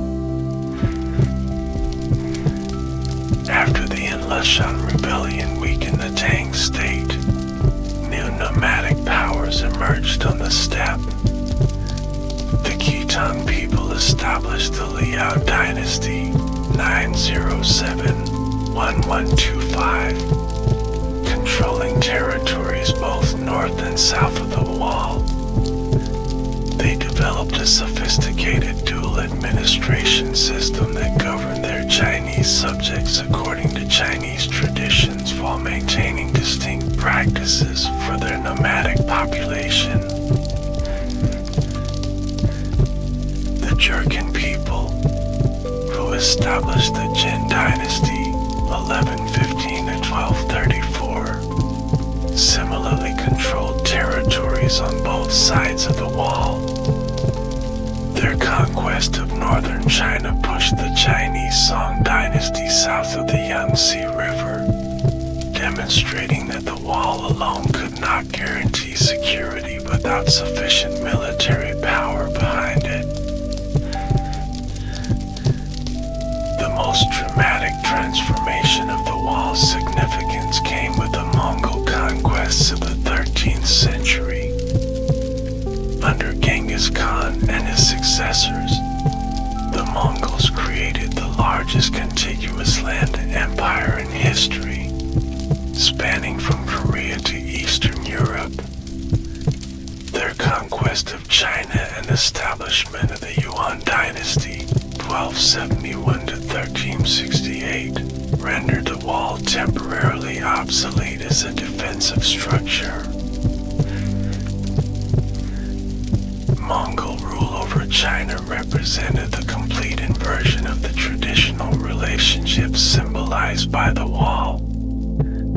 Rather than Chinese defending against northern peoples, and northern people now governed China itself. The Mongols maintained many aspects of their nomadic traditions while adopting elements of Chinese administrative practice necessary for governing a sedentary agricultural society.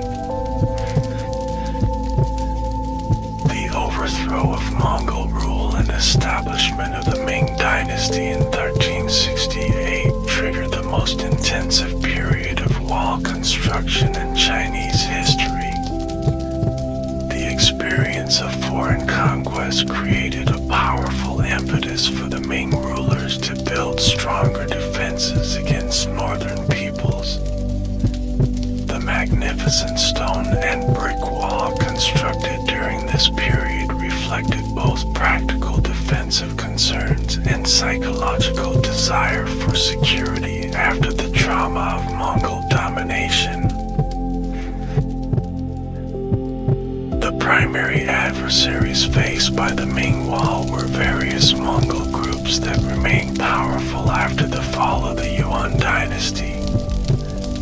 These included the Northern Yuan dynasty in Mongolia and later the Oirat Mongols. Despite their fragmentation into multiple competing groups, these Mongol forces continued to pose a significant military threat to Ming China. The Ming-Mongol relationship was not solely defined by conflict. Periods of warfare alternated with diplomatic engagement and trade.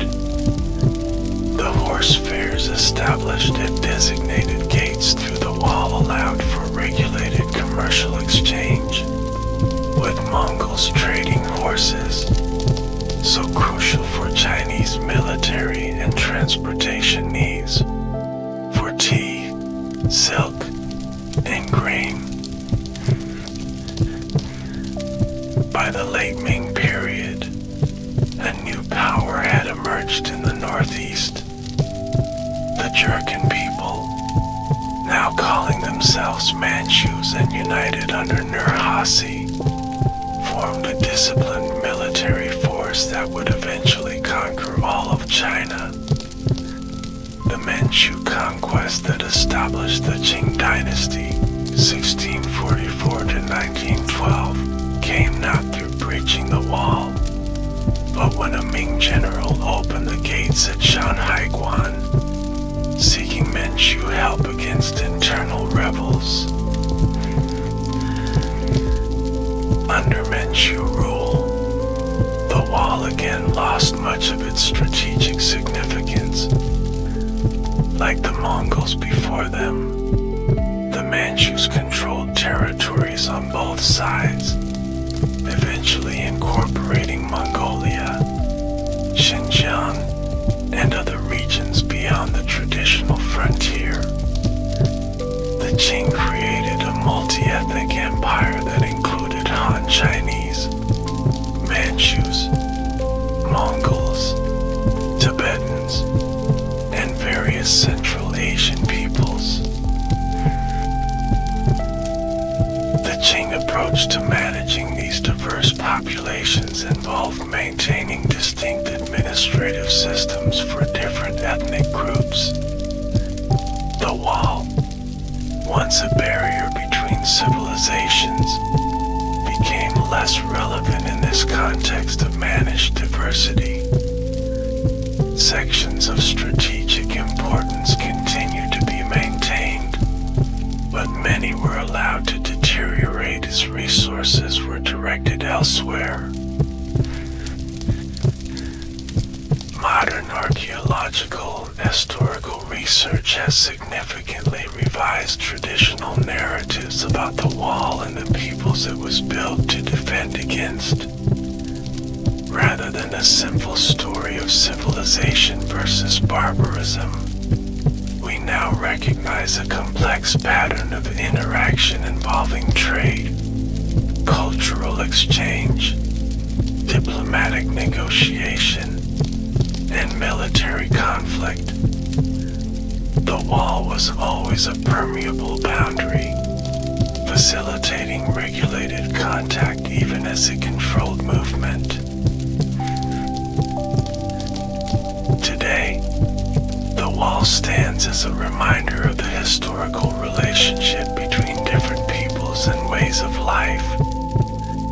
Rather than a symbol of division, it has become a site where visitors from around the world, including descendants of both those who built the wall and then those it was built to exclude, can appreciate a shared heritage of human achievement. This transformation in meaning represents perhaps the wall's most significant legacy. Another crucial aspect of understanding the Great Wall involves examining its representation in art, literature, and popular culture throughout history. These cultural depictions both reflected and shaped perceptions of the wall, contributing significantly to its enduring symbolic power. In traditional Chinese painting, the Great Wall appeared frequently as an element of landscape art. Artists depicted the wall winding through mountains, emphasizing how it followed the natural contours of the terrain. These paintings typically show the wall as harmoniously integrated with nature rather than imposing upon it, reflecting Chinese aesthetic principles that valued harmony between human constructions and natural landscapes. Court painters of various dynasties created detailed depictions of wall fortresses and military activities along the frontier. These works served both artistic and documentary purposes, recording the appearance of important defensive structures and commemorating imperial inspection tours or military victories. Such paintings provide valuable visual evidence of how the wall appeared in earlier centuries, supplementing written records and archaeological findings. Chinese poetry contains numerous references to the Great Wall, particularly in the genre known as frontier poetry by Ansai Shi. Tang Dynasty poets like Wang Zuan, Wang Chongling, and Li Qi wrote movingly about life along the northern frontier. Their works capture the heart harsh conditions, loneliness, and sense of duty experienced by soldiers stationed at wall garrisons. One of the most famous wall-related poems is Wang Zuan's Climbing Stork Tower, which includes the lines, "The yellow river flows beyond the sky, descending from the mountains, beyond the Great Wall, returning to the sea." This imagery connects the wall to China's natural geography and conveys a sense of vast distance and cultural boundaries. Folk literature preserves stories about the human cost of wall construction.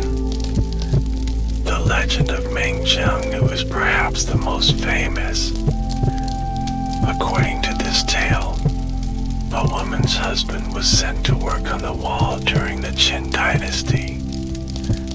When she learned of his death, she traveled to the wall and wept so bitterly that a section collapsed, revealing her husband's remains. This story, dating back at least to the Northern Song dynasty and possibly earlier, became one of China's 4 great folk tales. It has been retold in numerous forms, including plays, operas, and modern films. The tale's enduring popularity reflects its emotional power as an expression of personal grief amid imperial demands for sacrifice. Historical chronicles and geographical texts provided more factual accounts of the wall. Works like the Records of the Grand Historian by Sima Qian describe the Qin dynasty wall construction and its human toll. Later texts documented repairs, extensions, and the strategic role of different wall sections across successive dynasties. Military treatises discuss the wall's defensive functions and limitations.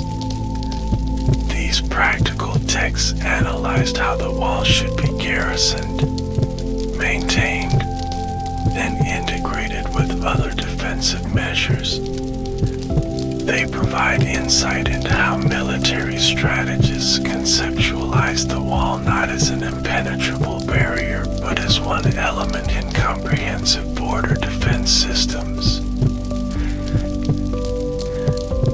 Western representations of the Great Wall began appearing after European travelers reached China in the medieval and early modern periods. Marco Polo, despite his extensive accounts of Yuan Dynasty China, notably does not mention the Great Wall. This omission has puzzled historians and led some to question whether he actually visited China, though it may simply reflect the wall's reduced importance during Mongol rule. Jesuit missionaries in the 16th and 17th centuries provided some of the first detailed Western accounts of the Great Wall. The Portuguese Dominican friar Gaspar de Cruz and the Jesuit Mateo Ricci both described the wall in their writings. These early European descriptions often emphasized the wall's immensity and antiquity, laying the groundwork for its later reputation as one of the world's wonders. In the 18th and 19th centuries, Western travelers, diplomats, and missionaries produced increasingly detailed accounts and images of the Great Wall. These representations often reflected Orientalist perspectives, portraying the wall as a symbol of China's isolation and resistance to progress. This interpretation said more about Western preoccupations than about Chinese realities, but it significantly influenced international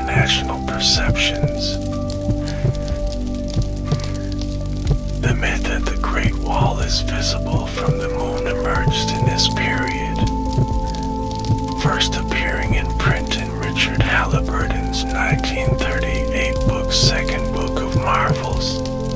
This claim gained widespread acceptance despite lacking scientific basis. Astronauts have confirmed that the wall is not visible from lunar distance and is difficult to see even from low Earth orbit without magnification. Yet this myth persisted because it captured something about the wall's perceived monumentality. Photography, introduced to China in the 19th century, created new visual representations of the Great Wall. Early photographers like John Thomson documented sections of the wall, creating images that circulated internationally and shaped foreign perceptions. These photographs typically emphasized the wall's grandeur and remote setting, reinforcing its status as an exotic wonder. In the early 20th century, as China transitioned from imperial to republican rule, the wall began to acquire new nationalist significance. Chinese intellectuals and political leaders increasingly referenced the wall as a symbol of national strength and continuity during a period of political fragmentation and foreign incursion. This nationalist interpretation represented a significant shift from traditional imperial perspectives. After the founding of the People's Republic of China in 1949, official attitudes toward the Great Wall evolved from revolutionary skepticism to patriotic embrace. Mao Zedong's statement, "Until you reach the Great Wall, you're no hero," helped establish the structure as an essential symbol of Chinese identity and achievement. Images of the wall appeared on propaganda posters, stamps, and currency, connecting the socialist present to China's imperial past. When China began opening to international tourism in the 1970s, the Great Wall quickly became the country's signature attraction. Photos of world leaders visiting the wall became a diplomatic ritual, symbolizing engagement with China. Richard Nixon's 1972 visit to the battling section during his historic trip to China created iconic images that represented the thawing of Cold War tensions. Contemporary Chinese cinema has featured the Great Wall in various genres. Historical dramas depict its construction and defense, while action films use it as a spectacular backdrop. The international co-production The Great Wall 2016, starring Matt Damon, presented a fantasy version of the wall's purpose, imagining it built to defend against monsters. While historically inaccurate, such films demonstrate the wall's continuing power as a cultural symbol transcending historical reality. Television documentaries have played a crucial role in educating global audiences about the Great Wall's history and significance. Series produced by organizations like National Geographic, PBS, and the BBC have combined historical research, archaeological evidence, and stunning visuals to provide more accurate understandings of the wall. These programs have helped dispel myths while maintaining appreciation for the wall's genuine achievements.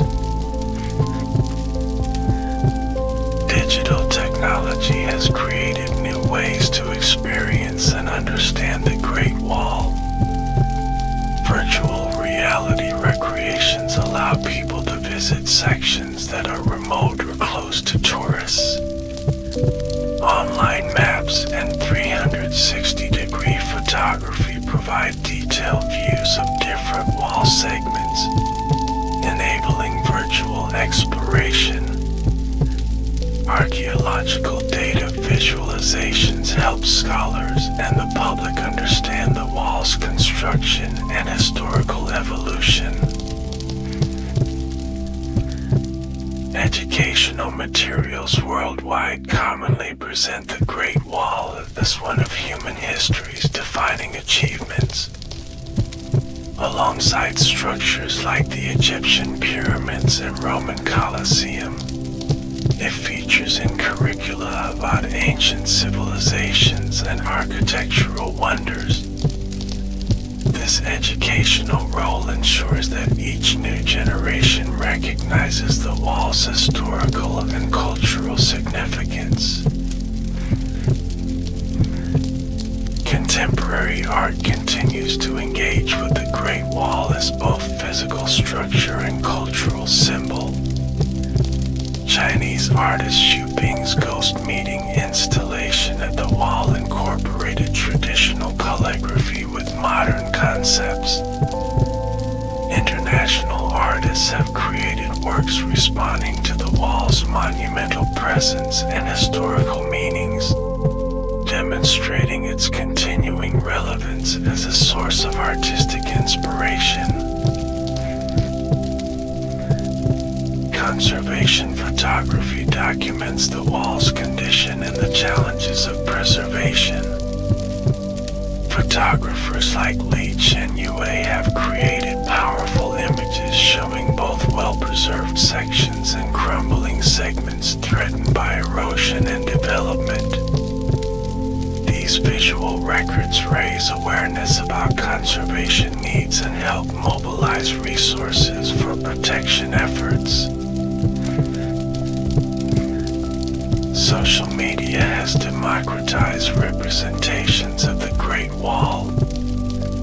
Millions of visitor photos shared on platforms like Instagram, Facebook, and Weibo create a collective visual archive documenting the wall as a lived experience. These personal images, often focusing on individual connections with the monument, complement official and artistic representations.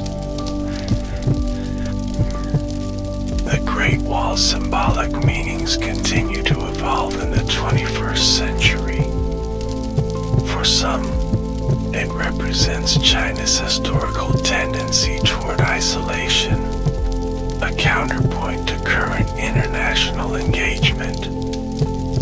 For others, it symbolizes China's technological achievement and capacity for grand national projects, reflecting contemporary ambitions.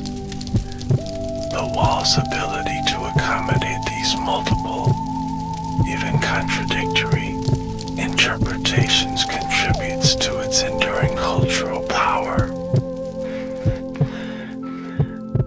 Across these diverse representations, the Great Wall has transcended its original purpose to become a universal symbol of human achievement. It demonstrates how a structure built for division and defense can ultimately become a site of connection and shared appreciation. This transformation from military fortification to cultural icon represents perhaps the wall's most significant historical journey. As we approach the conclusion of our exploration, let us consider the Great Wall's legacy and future, examining both the challenges and opportunities that lie ahead for this extraordinary monument. The preservation of the Great Wall presents formidable challenges. Its vast length, spanning diverse environments from desert to mountain, requires different conservation approaches for different sections. face threats from natural erosion, while sections near population centers must be protected from development pressure and tourism impacts. Climate change introduces new preservation challenges. Increased rainfall, temperature fluctuations, and extreme weather events accelerate deterioration of wall structures. Rising temperatures affect the freeze-thaw cycles that contribute to stone cracking, while changing vegetation patterns alter the environmental context of many wall sections. Tourism management represents a delicate balancing act. While visitor interest generates revenue for conservation and benefits local economies, excessive tourism causes physical damage to the structure. Popular sections like Battling near Beijing receive millions of visitors annually, creating significant wear and tear. Finding sustainable approaches that allow access while protecting the monument remains an ongoing challenge. Rural development near the wall creates both threats and opportunities. As China's countryside modernizes, new roads, buildings, and infrastructure can encroach on the wall setting. However, economic development can also provide resources for conservation and create stakeholders with interests in preservation. International cooperation has become increasingly important for Great Wall preservation. Organizations like UNESCO, the World Monuments Fund, and various bilateral heritage programs provide expertise, funding, and technical assistance. These international partnerships bring global best practices to bear on the wall's conservation challenges. Innovative technologies offer new preservation approaches. Drone surveys create detailed maps of remote wall sections, helping identify areas at risk. 3D scanning technologies document the wall's current condition with millimeter precision, creating valuable baseline data for monitoring changes. Advanced material science develops preservation techniques suited to the wall's unique construction methods. Digital preservation creates virtual records that will survive regardless of what happens to the physical structure. High-resolution photography, photogrammetry, and virtual reality modeling capture the wall in its current state, creating resources for future researchers and allowing global access to this heritage site.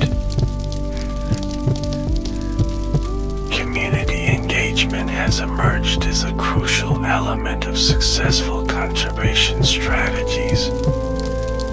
Local residents living near the wall are increasingly involved in protection efforts, serving as guides, guards, and knowledge keepers. Their traditional understanding of local environments and building techniques complement scientific approaches to conservation. Educational initiatives help ensure that future generations value and protect the Great Wall. School programs, visitor centers, and digital resources explain the wall's historical significance and conservation needs. By fostering appreciation for this heritage, these educational efforts create public support for preservation investments. also offers lessons for contemporary society beyond its physical preservation. As a structure built to manage the relationship between different cultures and ways of life, it provides historical perspective on current debates about borders, migration, and cultural exchange. Its history demonstrates both the human tendency to build barriers and the inevitable permeability of even the most imposing boundaries. As a massive public works project that spans centuries, the wall offers insights into long-term planning and social organization. In our era of short-term thinking, the wall stands as a reminder of what societies can accomplish through sustained commitment to monumental goals. Yet it also cautions about the human costs of such grand projects and the importance of balancing ambition with compassion. The wall's military history provides lessons about the strengths and limitations of physical defenses. Despite its impressive scale, the wall never prevented all incursions, and ultimately could not save dynasties from internal decay. This historical perspective offers wisdom applicable to contemporary security challenges, suggesting that even the most sophisticated barriers cannot substitute for addressing the underlying causes of conflict. As a symbol that has transcended its original purpose to become a shared heritage of humanity, the Great Wall demonstrates how historical monuments can acquire new meanings that unite rather than divide. In a world often focused on differences, the wall's universal appeal reminds us of our common capacity for wonder and appreciation of human achievement. Perhaps most importantly, the Great Wall stands as a testament to human determination, creativity, and resilience. Built stone by stone, brick by brick, through the efforts of millions of individuals across multiple generations, it embodies the extraordinary things people can accomplish through collective effort. This legacy of human potential remains its most profound and inspiring message. As we conclude our journey through the history, construction, and cultural significance of the Great Wall of China, we are left with a deeper appreciation for this extraordinary monument. From its origins as separate defensive walls of competing states to its current status as a global heritage site, the Great Wall has witnessed the flow of history, standing as both participant and observer in China's complex journey through time. The wall reminds us that human creations often transcend their creator's intentions. Built for division and defense, it has become a symbol of connection and shared heritage. This transformation suggests hopeful possibilities for humanity's future, even as we face our own seemingly insurmountable challenges.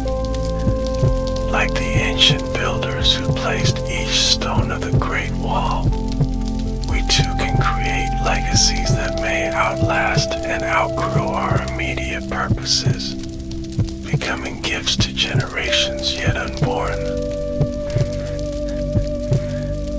Thank you for accompanying me on this exploration of one of humanity's most remarkable achievements. May the story of the Great Wall inspire you to reflect on the extraordinary capacities of human civilization and our potential to create work works of lasting significance and beauty.